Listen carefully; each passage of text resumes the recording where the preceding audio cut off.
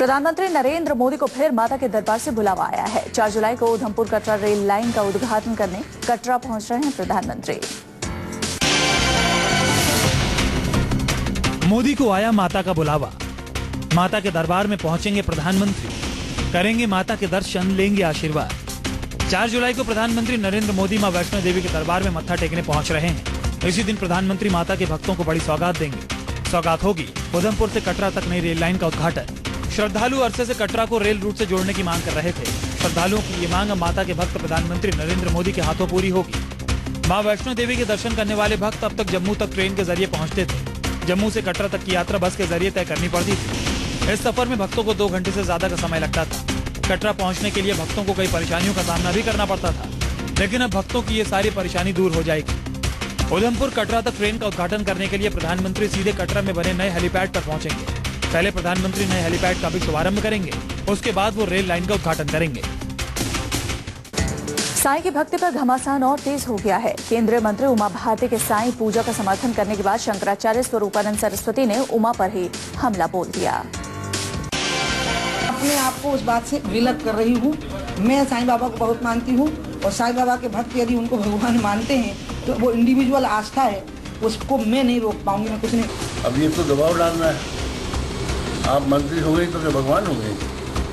अब जो भी निर्णय देंगी वही माना जाएगा। सवाल यही है कि आखिर शिरडी वाले साईं की पूजा पर घमासान क्यों? आस्था के सवाल को तय करने वाले शंकराचार्य कौन होते हैं? साईं पर चल रहे विवाद में अब केंद्रीय जल संसाधन मंत्री उमा भारती की एंट्री हो गई है। हरिद्वार पहुंची उमा भारती ने साईं पूजा का समर्थन करते हुए कहा कि साईं के भक्तों ने कभी नहीं कहा कि साईं 25वां अवतार है। उमा ने खुद साईं की पूजा करते हुए शंकराचार्य को अपने ढंग से जवाब देने की कोशिश भी की। जो उनको भगवान कहेंगे उनको हम नहीं रोक सकते, लेकिन हाँ वो दूसरे को नहीं कह सकते। वो दूसरे को कहते भी नहीं है, वो कहते हम उनको भगवान मानते हैं। तो मैं तो साईं बाबा को बहुत मानती हूँ, बहुत। और मैं साईं बाबा के अंदर भगवत सत्ता देखती हूँ, क्योंकि हमारे यहाँ पर 4-5 प्रकार के अवतार माने गए हैं भगवान के, जिसमें एक नित्य, अनित्य, विशेष। उधर उमा ने साईं की पूजा की। उधर हरिद्वार में शारदा पीठ के शंकराचार्य स्वामी स्वरूपानंद तिलमिला उठे। शंकराचार्य ने कहा कि उमा का यह बयान दबाव डालने के लिए है। उमा को आड़े हाथों लेते हुए शंकराचार्य ने कहा कि उमा सिर्फ एक मंत्री की तरह बर्ताव करें और धार्मिक व्यवस्थाओं से दूर ही रहें तो अच्छा है। आप मंत्री हो गई तो क्या भगवान हो गई? अब जो भी निर्णय देंगी वही माना जाएगा।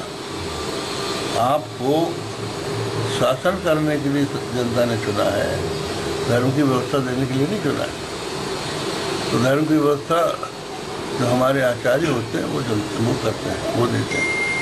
चेन्नई में इमारत गिरने के बाद अब तक 5 लोगों की मौत की पुष्टि हो चुकी है। मलबे में अभी भी 50 से ज्यादा लोगों के दबे होने की आशंका है।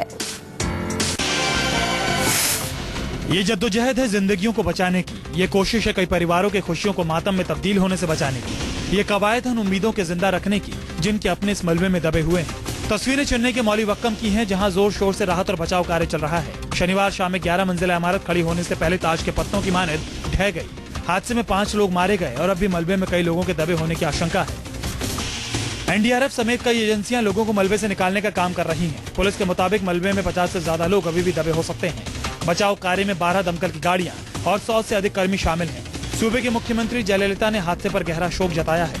उन्होंने बयान जारी कर कहा है कि मैंने पुलिस अधिकारियों को घटना के लिए जिम्मेदार लोगों के खिलाफ कानूनी कार्रवाई करने का आदेश दिया है। इसके अतिरिक्त उन्होंने चेन्नई मेट्रो रेल निगम, नगर निगम और उच्च पद विभागों से बचाव उपकरणों की आपूर्ति का भी आदेश दिया है।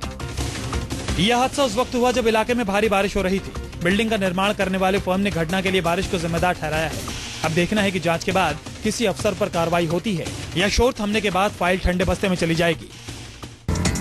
दिल्ली में कारोबारी तरुण बजाज हत्याकांड की गुत्थी सुलझ गई है। दिल्ली पुलिस ने हत्या के आरोप में 2 लड़कियों को गिरफ्तार किया है। एक आरोपी लड़की की कारोबारी बजाज से पुरानी पहचान बता रही है। राजधानी दिल्ली के न्यू राजेंद्र नगर की कोठी नंबर F433 से जब कत्ल की गुत्थी से पर्दा उठा तो सनसनी फैल गई। इस कोठी में बुधवार को गुनाह ने इस तरह दस्तक दी कि पुलिस भी हैरान रह गई। ये दिल्ली के न्यू राजेंद्र नगर इलाके में तरुण बजाज की कोठी है। करोड़पति कारोबारी तरुण बजाज का जिस्म चाकुओं से गोद दिया गया। मौका वारदात पर सबूत जुटाने के बाद जब पुलिस की जांच आगे बढ़ी तो एक चौंकाने वाला सुराग हाथ लगा। चाकू से 32 बार गोदकर कत्ल करने के इस खौफनाक गुनाह की किरदार ये दोनों लड़कियां हैं। पुलिस के मुताबिक दोनों लड़कियों ने अपने दोस्तों के साथ मिलकर तरुण बजाज की हत्या कर दी। इनको इस बात का आभास था कि इनके यहाँ से काफी पैसा मिल सकता है। जिस दिन की वारदात है 25 तारीख, उस दिन पूजा और मोनी, इन्होंने मिस्टर तरुण बजाज के घर में विजिट किया है। पूजा ने पहले भी इनके घर पे विजिट किया था और इनको इस बात का आभास था कि इनके यहाँ से काफी पैसा मिल सकता है। 25 जून को शाम 6:30 बजे दोनों लड़कियों ने तरुण बजाज के घर में फ्रेंडली एंट्री की। फ्रेंडली एंट्री पर पुलिस का शक बेवजह नहीं था, क्योंकि कोठी के अंदर ड्राइंग रूम में फ्रूट जूस के गिलास गवाही दे रहे थे कि इस घर में कोई जान पहचान का शख्स दाखिल हुआ था। आसपास लगे सीसीटीवी फुटेज से जब पुलिस ने दोनों लड़कियों का हुलिया हासिल किया तो इलाके के लोगों ने बताया कि एक लड़की अक्सर तरुण बजाज के घर आती थी। गुनहगारों के गिरफ्तार तक पुलिस के हाथ पहुंचने के लिए इतने सुराग काफी थे। जांच के दौरान पुलिस को पता चला कि दोनों लड़कियां ऑटो से तरुण बजाज के घर आई थी। वारदात को अंजाम देने के बाद तरुण बजाज का कत्ल करने वाले चारों आरोपी फरार हो गए। सबसे पहले इन लोगों ने लूटी गई रकम का आपस में बंटवारा किया। अपने हिस्से के पैसे ज्वेलरी लेने के बाद एक आरोपी अपने पति के साथ देहरादून फरार हो गई और बाकी दोनों अपने अपने घर चले गए। लेकिन मोबाइल सर्विलांस के सुराग से पुलिस इनके ठिकाने तक पहुंच गई और दिल्ली में कत्ल की एक सनसनीखेज गुत्थी से पर्दा उठ गया। मुंबई के बड़े रियल एस्टेट कारोबारी हीरानंदानी की मुश्किलें बढ़ती नजर आ रही है। बॉम्बे हाईकोर्ट ने रेप के केस में एफआईआर दर्ज कर जांच के आदेश दिए हैं। क्राइम ब्रांच ने मामले की तफ्तीश शुरू कर दी है। मुंबई के real estate tycoon Niranjan Hiranandani पर कानून का शिकंजा कसता जा रहा है। बॉम्बे हाईकोर्ट के आदेश के बाद हीरानंदानी और 9 लोगों के खिलाफ मामला दर्ज कर लिया गया है, जिनमें से एक सीनियर पुलिस इंस्पेक्टर भी शामिल है। सभी आरोपियों पर एक महिला ने रेप की साजिश और संपत्ति हड़पने का आरोप लगाया है। पीड़ित महिला का मेडिकल कराने के बाद बयान दर्ज किया जा चुका है। तो उनका कंप्लेंट कल क्राइम ब्रांच के लोगों ने लिया है। उनका स्टेटमेंट लिया है वो महिला का 8 लोगों के खिलाफ में, और क्राइम ब्रांच के हमारे ऑफिसर्स यूनिट 8 के इसमें इन्वेस्टिगेशन कर रहे हैं। मामला हीरानंदानी जैसे बड़े बिल्डर से जुड़ा है और इसमें पुलिस कर्मचारियों पर भी संगीन आरोप लगे हैं और मुंबई क्राइम ब्रांच मामले की जांच शुरू कर चुकी है। आरोपों के मुताबिक हीरानंदानी ग्रुप मुंबई के पवई के जय भीम नगर में करीब 2 एकड़ की जमीन को डेवलप कर रहा है। पीड़िता और उसके घर वाले इस प्रोजेक्ट के आड़े आ रहे थे, जिससे नाराज होकर आरोपियों ने पीड़िता के साथ रेप और मारपीट की घटना को अंजाम दिया। 14 जून को पवई के सीनियर पुलिस इंस्पेक्टर वायल जाधव एक दहशत बनाने के इससे एक महिला के ऊपर बलात्कार किया है। वो मामला उच्च न्यायालय में था और उच्च न्यायालय के निर्देश के हिसाब से कार्रवाई हो रही है। बहरहाल अब इस मामले की निगरानी हाईकोर्ट कर रहा है और क्राइम ब्रांच को 1 सप्ताह के भीतर अपनी रिपोर्ट हाईकोर्ट के सामने पेश करनी है। इंद्रजीत सिंह, मुंबई, न्यूज़ 24। हरियाणा के सूरजकुंड में आज बीजेपी सांसदों की पाठशाला का दूसरा दिन है। आज मोदी सर तो इस क्लास में नहीं होंगे, लेकिन पार्टी के दूसरे बड़े नेता नए सांसदों को मंत्र देंगे।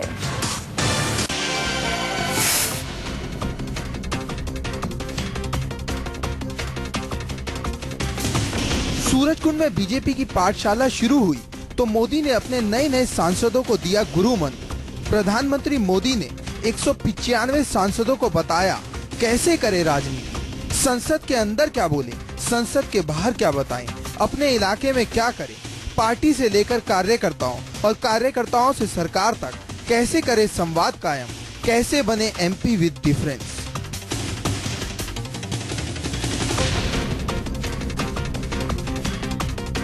दिल्ली से सटे हरियाणा के सूरजकुंड में बीजेपी की पाठशाला में नए सांसदों को बुलाया गया।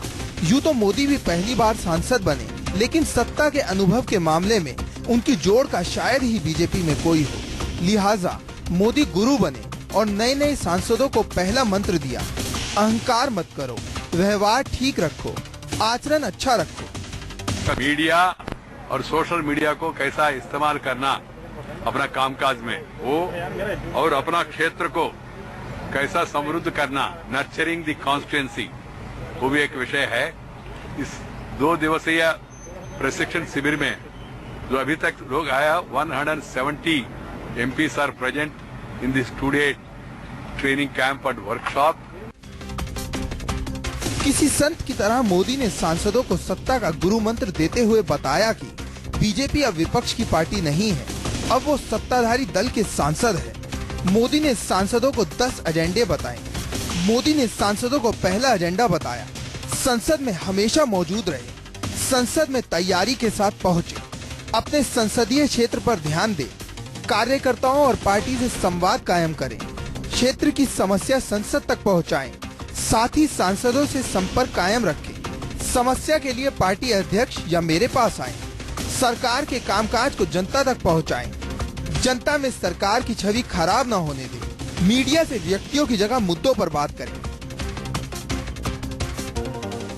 मोदी जी ने हम सबको मार्गदर्शन किया है कि लोकसभा में हमारा व्यवहार कैसा होना चाहिए, हमारा आचरण कैसा होना चाहिए और संगठन और सरकार के बीच में तालमेल कैसा होना चाहिए और सांसद को किन किन बातों को वहाँ पर किस अच्छे व्यवहार से अपना व्यवहार दिखाना चाहिए, सारी चीज़ें मोदी जी ने सिखाई है। वो सारी बातें जो जनता के हित में है, जनता के पक्ष में है, उनसे मिलते रहना, उनकी समस्याओं को सुनना, अपने एमपी लेड फंड को सही दिशा में लगाना, जनता के लिए लगाना और उनके सुख दुख में खड़े रहना, उनकी बात सुनना, नए वर्ग को पार्टी के साथ जोड़ना, ऐसी तमाम बातें जो पार्टी के हित में, सरकार के हित में, वो सारी बातों के ऊपर। पटना में डॉक्टरों ने दिखाया करिश्मा। 3 लोहे के सरिये को लड़की के शरीर से निकालकर उसकी बचाई जान। 5 घंटे तक चला ऑपरेशन। छत से गिर गए थे लड़के। तस्वीरें देखने के बाद आपके लिए यकीन करना मुश्किल होगा कि आखिर 3 लोहे के सरिये शरीर से आर पार होने के बावजूद ये लड़की जिंदा कैसे हो सकती है। पटना के रूबन मेमोरियल अस्पताल के डॉक्टरों ने जो करिश्मा किया है उस पर इस शहर के लोगों को यकीन नहीं हो रहा है। 3 छर उसके पेट से आर पार होके और काफी बड़ा रॉड था, करीब 5 घंटा लगा ऑपरेशन में। पेशेंट बहुत हिम्मत वाली थी। छपरा में रहने वाली इस बच्ची के घर में कंस्ट्रक्शन का काम चल रहा था। रात के करीब 12 बजे का वक्त था। घर के लोग छत पर सोने की तैयारी कर रहे थे। लड़की को पता नहीं था कि छत पर रेलिंग नहीं है। वो चलती चलती गई और नीचे गिर पड़ी, जिसके बाद सीमेंट के खंभे में लगे सरिये उसके शरीर के 3 जगह से आर पार हो गए। पता नहीं चला, वहाँ रेलिंग नहीं था, वहाँ उसको पता नहीं चला कि छत है कि खाली जगह है। उसके बाद खाली जगह था, उसको पता नहीं चला। चलते गई गिर गई। छपरा में एक अस्पताल से दूसरे अस्पताल तक उसके माँ बाप दौड़ते रहे, लेकिन छपरा के डॉक्टर ऑपरेशन के लिए हिम्मत नहीं जुटा पाए। लवली को आखिरकार पटना लाया गया। सबको रोने लगा कि इसको डेथ हो गया, कैसा पोजीशन। तब देखा गया कि नहीं ठीक है, तो उसके बाद में हम ही गए, कट्टर लाए। गांव के एक लड़का था, वो हमरा तो हिम्मत नहीं किया, लेकिन वो काटा है। 5 घंटे तक ऑपरेशन चलता रहा। बाहर तब तक सबकी सांसें रुकी रही। माँ का रो रो कर बुरा हाल था, लेकिन जब अंदर से खबर आई तो माँ को भी यकीन नहीं हुआ और पिता को भी। डॉक्टर बता रहे थे, पहली नजर में बच्ची को देखकर वो दंग थे। लवली के शरीर से सरिये बाहर निकालकर डॉक्टरों ने सफलता हासिल की है। ये किसी करिश्मे से कम नहीं है।